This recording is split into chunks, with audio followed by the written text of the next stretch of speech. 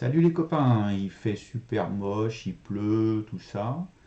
Et vu la volatilité qu'il y a eu sur les marchés la semaine dernière, j'avais envie de faire un petit topo sur le money management ou comment survivre sur les marchés parce que il y a eu un peu d'affolement. On a vu est-ce qu'il faut vendre, tout ça. Et puis, c'est pas évident au premier abord. Il y a des notions qui sont importantes. Alors, je vais essayer de les développer aujourd'hui. Alors on va voir ensemble qu'est-ce que le money management. On va voir pourquoi est-ce qu'il y a une asymétrie des pertes par rapport aux gains. Je vais vous proposer une stratégie pour pouvoir contrôler ces pertes. On va parler des stop loss. Alors stop loss réel ou stop loss mental. La notion de break-even et puis le ratio risk-reward.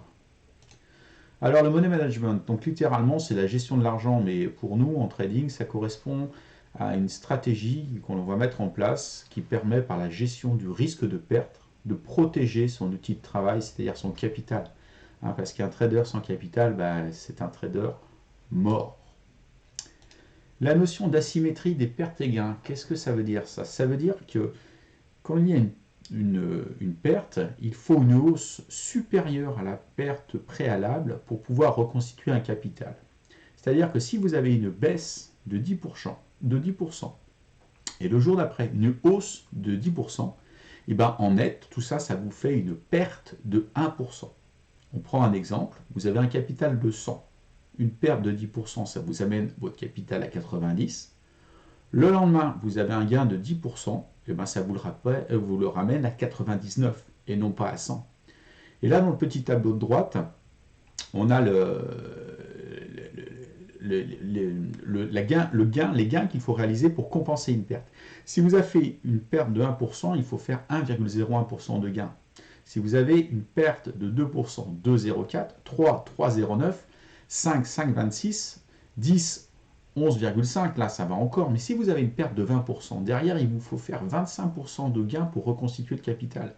Et là où ça se complique, c'est que si vous arrivez à une perte de 50%, eh ben, il vous faut une perte de 50%, il vous faut faire des gains de 100% pour pouvoir reconstituer votre capital.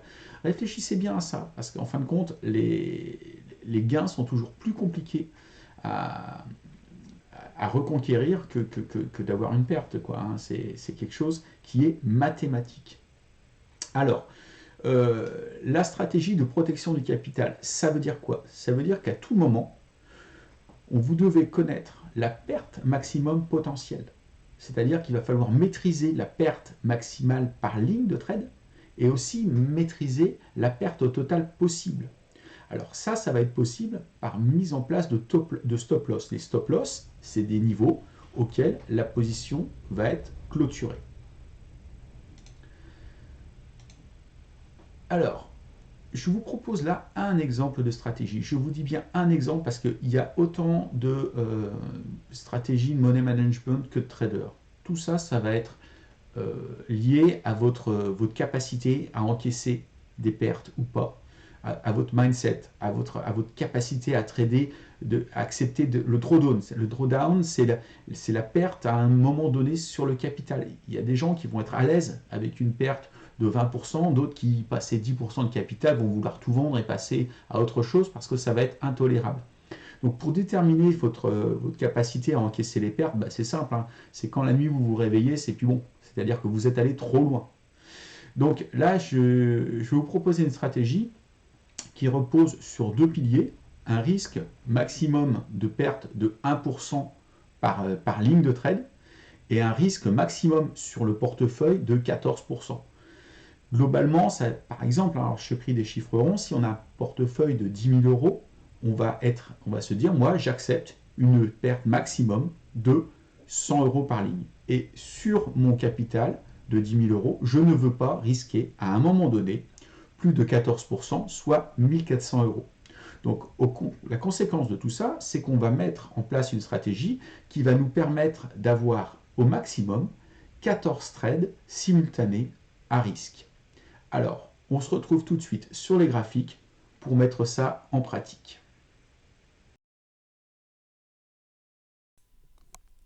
Nous voilà sur un graphe pour pouvoir mettre en application la théorie.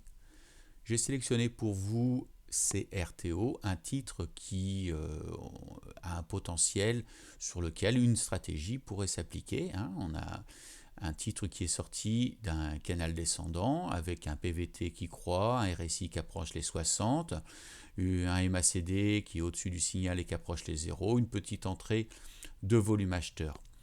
La stratégie nous dit qu'on va rentrer au marché, à l'open, à la prochaine séance. La première chose qu'il est important de mettre sur ce graphe, ça va être notre stop loss. Alors notre stop loss, on va le placer, on va dire que l'hypothèse est invalidée en cas de réintégration du canal descendant et de passage de la moyenne mobile 20, donc de la médiane des Bollinger. Là, on a un petit range. Allez, je vais dire qu'on va placer notre stop par ici. Là. Si le cours revient ici, pour moi, le trade est mort. Ensuite, tant qu'on y est, on va placer notre take profit. Alors, on va le mettre un petit peu là. Là j'ai un plus haut absolu que là. On va le mettre sur le plus haut en clôture. Pas prendre de risque. Il va être par ici. Alors comment appliquer une stratégie de protection du capital là-dessus? La première chose à déterminer, c'est combien je risque de perdre si mon stop loss est touché. Donc pour ça, on va sortir par exemple la règle Pro Real Time et on va aller mesurer la distance de la clôture du jour à notre stop. Donc là, on a un risque de 10%, mais surtout un risque qui en valeur correspond à 4,08 €. Je sais que je ne veux pas perdre plus de 100 € par ligne. Donc 100 €, 4,08 €, ça nous fait une taille de position de 20 titres. La taille de position, on vient de la déterminer avec notre money management. On sait que sur ces titres, on va passer un ordre d'achat pour 20 titres. Et là, je réponds à ma préoccupation d'avoir une perte maximale par ligne de trade de maximum 100 €. Alors tant que j'y suis, je regarde et je vérifie que le trade en lui-même soit intéressant. On a un risque de perte de 10% et si je ressors ma règle, j'ai un espoir de gain de 20,52%. Donc là, pour moi, ce trade peut être envisagé. Voilà comment, sur chaque trade, on va devoir faire pour pouvoir respecter la règle qui nous dit je veux maîtriser ma perte par trade. Donc on reprend dès le départ. J'ai calculé ma taille de position à partir de la perte au potentiel. Le fonctionnement des stop loss. Alors d'abord, on distingue globalement ce qu'on va appeler un stop loss, les stop loss réels, les stop loss qui vont être posés chez votre broker, qui vont être permanents une fois posés, sur lesquels vous n'avez pas à intervenir pour les déclencher, et autrement ce que certains appellent un stop mental, c'est-à-dire que je me dis que je vends à partir de tel cours. Alors, avantage, inconvénient des deux façons de procéder. Le stop loss qui est posé chez le broker, une fois qu'il est posé, il est posé. C'est-à-dire que vous n'intervenez plus, l'émotion n'intervient plus. Pourquoi est-ce que des fois, on va pouvoir préférer poser un stop mental? Parce qu'en fin de compte, le stop mental vous permet d'avoir une stratégie cours de clôture. Sur des actifs très volatiles, vous allez dire, je choisis de solder ma position à partir de tel cours de clôture. Et bien évidemment, ça, les brokers ne sont pas capables de le gérer, en fin de compte, à ma connaissance. L'inconvénient, c'est que le cours de clôture, c'est à partir de. C'est-à-dire que si je vends à partir de 5 en clôture, si la veille, il clôture à 6 et le lendemain à 4, je vendrai à l'ouverture après le jour où ça a clôturé à 4. Donc je peux être relativement loin de ce que je souhaitais au départ. Non, le plus simple, c'est quand même de passer chez son broker et de fixer un ordre stop. Alors les ordres stop en général sont des ordres à seuil de déclenchement Qu'est-ce que c'est qu'un ordre à seuil de déclenchement? C'est le niveau, le seuil, c'est l'ordre, le seuil, c'est le niveau à partir duquel l'ordre passé se transforme en ordre à tout prix. C'est-à-dire un ordre à seuil de déclenchement ne vous garantit pas un prix d'exécution. Je m'explique. J'ai un actif avec un carnet d'ordre relativement peu rempli. Il cote 10, je mets un stop loss à 8. Le problème, c'est que la première fois que le cours atteint 8, mon actif se transforme mon ordre se transforme en un ordre à tout prix. J'ai 100 à vendre. Il n'y en a que 50 à 8 et 50 à 6. Et en fin de compte, je vais avoir un prix d'exécution moyen de 7. Vous voyez ce que je veux dire? C'est-à-dire que l'ordre à seuil de déclenchement ne garantit pas le prix d'exécution. Vous pouvez, à la place, utiliser des ordres à plage de déclenchement qui seront déclenchés entre tel prix et tel prix. Le risque, c'est qu'il vous reste des titres sur les bras en dessous de la borne inférieure. Vous êtes prêt à vendre? Oui, ok, mais pas à n'importe quel prix en fin de compte. J'ai un actif à 10, je veux vendre s'il atteint 8, mais je ne vends plus s'il atteint 6. Donc là, ça c'est un ordre à plage de déclenchement. Ensuite, on va parler d'un truc très important qui est la neutralisation du risque. Parce qu'en fin de compte, j'ai un trade risqué, mais est-ce qu'il va rester tout le temps risqué? Bien sûr. Dès que le cours va commencer à monter, on va pouvoir remonter notre niveau de stop loss à break-even. Break-even, c'est le niveau à partir duquel je ne perds plus d'argent. On va avoir dans ce cas une neutralisation du risque et sur notre panier d'ordre risqué, on va libérer une place pour entrer un nouveau trade. Et j'ai mon trade qui est neutralisé, qui devient quelque part gratuit. Alors gratuit, sauf en cas de gap baissier, bien sûr. C'est-à-dire que si, c'est pareil, un stop loss ne garantit pas, ne vous prémunit pas des gaps. Si on a un gap énorme, vous serez en perte. Voilà. Alors, on va aller voir ça, c'est pareil. On va faire une petite application pratique de cette remontée à break-even. On se retrouve sur le graphe de CRTO et on va imaginer dès l'entrée, en fin de compte, le moment où on prend position, comment peuvent évoluer les choses. Alors c'est simple, si ça part vers le sud, que ça passe les 33,76, le trade est clôturé, je suis en perte. Et maintenant, qu'est-ce qui peut se passer vers le nord? Alors si on regarde le graphe, regardez donc, on peut peut-être essayer de trouver une zone intéressante. Là, cette zone-là. Tac, tac, tac, tac, tac, tac. Ça, c'est une zone où on est allé chercher par là, où on est allé chercher par là. Ici, on est rebondi par ici. Ça, à mon avis, c'est une zone qui peut faire résistance, mais aussi qui, une fois franchie, fera un support solide.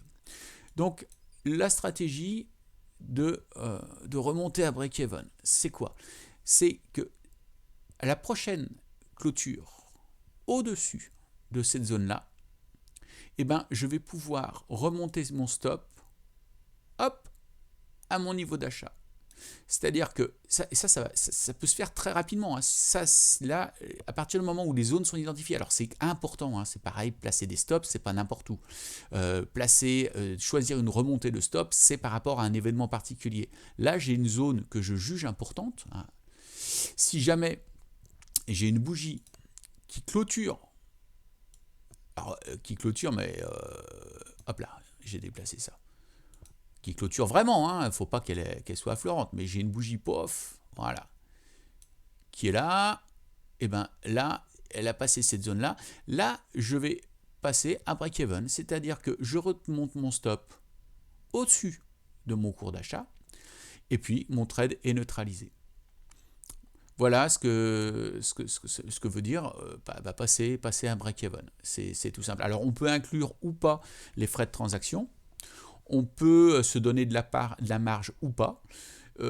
c'est aussi fonction des conditions de marché. Hein. Si on a globalement des marchés très volatiles et que l'on souhaite rester en position, on va peut-être remonter un peu plus doucement, mais dans l'idée, c'est ça. Hein. On a une cible qui est là, mais on peut ne pas attendre la cible pour pouvoir remonter son stop loss rapidement et neutraliser son trade. Alors, il y a différentes façons de faire. Hein. Il y a le palier, il y a tout plein de techniques. Mais dans l'idée, c'est ça.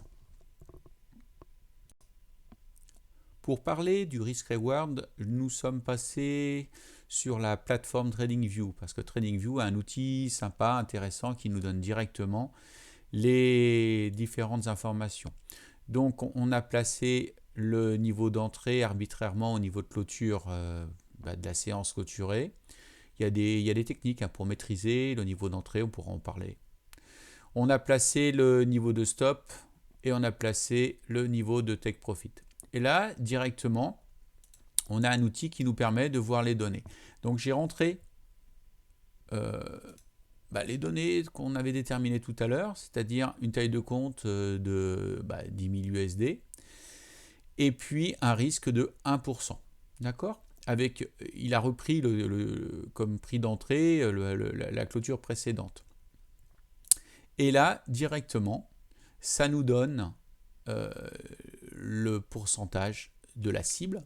On peut gagner 20% en risquant 10%, et ce qui nous donne un ratio risque-récompense de 1,88. C'est ça le risque-reward. Donc on a un ratio risque-récompense de 1,88.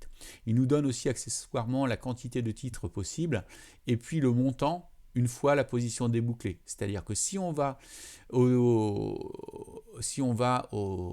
take profit, on aura non pas 10 000 mais 10 187,75, et si on va au stop loss, on aura non plus 10 000 mais 9 900. On a bien perdu 100 si on touche le stop loss. Alors pourquoi ça c'est intéressant ? Parce qu'en fin de compte, en faisant varier son stop loss, on va directement pouvoir modifier la taille de position et la récompense associée. Donc là, j'ai fixé si j'ai une stratégie d'entrée en position qui me dit moi je veux un stop plus long, je veux par exemple mettre sous les derniers plus bas avec un petit peu de marge pour être sûr de donner un peu d'air au trade. Là, on passe déjà on va réduire la quantité de titres possibles, puisque tout à l'heure on était au-dessus de 20, là on est passé à 18, et on a un ratio risque-reward de 1,39, c'est-à-dire que le gain potentiel par rapport au risque est déjà inférieur. Est-ce que ça m'intéresse toujours, sachant que des trades on va en perdre. Donc plus on a une stratégie avec un risque de reward élevé, moins on a besoin de gagner de trades en nombre pour être profitable. Ça, c'est hyper important. C'est-à-dire que si vous avez un risk-reward de 1, il vous faut gagner un trade sur 2 pour ne pas perdre de sous. Si vous avez un risk-reward de 2, hop là, il vous faut gagner un trade sur 3 pour ne pas perdre de sous. C'est très différent. Voilà comment fonctionne le risk-reward. Donc la règle, c'est de jamais avoir un risk-reward, bien sûr, inférieur à 1, parce que ça veut dire que j'ai une perte potentielle qui est supérieure à mon risque. Et puis après, ça dépend de votre stratégie, tout simplement. Il y a des gens qui s'en sortent très bien avec du 1 pour 1. Ils ont des stratégies qui sont gagnantes plus d'une fois sur 2. Ça, c'est ce qui se dit. Moi, oui, c'est possible. Après, si vous avez des stratégies avec un risk-reward, vous allez mettre, hop là, des stops serrés, pof, à peu près comme ça, là, vers 2,5 et tout, ça commence à pouvoir être intéressant. Voilà l'importance du risk-reward. Alors après, il y a un autre truc, c'est que l'espoir de gain, c'est-à-dire que si je risque toujours la même chose, d'accord ? Si ce risque représente 10% ou 20% de la position, quelle va être la conséquence ? Plus le risque pris représente un pourcentage important, plus le take profit associé va aussi être important, c'est-à-dire que si j'ai un trade qui me permet de gagner 6% ou si j'ai un trade qui me permet de gagner 20%, bah, plus le pourcentage est important, en fin de compte, moins on va mobiliser de capital. Ça va nous permettre d'être en position peut-être plus dans le marché. Voilà. Nous arrivons à la fin de ce petit topo sur le money management. J'espère que vous avez apprécié, que je ne vous ai pas trop perdu. Pour ceux qui veulent aller plus loin, je conseille 2 livres qui ne sont pas des livres sur les indicateurs techniques, sur l'analyse graphique, mais qui sont ô combien importants. C'est Trouver votre système grâce au neurotrading et Trader, entrer dans la zone. Ce sont des livres qui sont un petit peu dérangeants parce qu'ils parlent, ils parlent de nous, les traders, ils parlent de notre état d'esprit. Et c'est toujours un petit peu troublant de se regarder dans le miroir, mais c'est ô combien important. Des stratégies de trading potentiellement profitables, il y en a plein.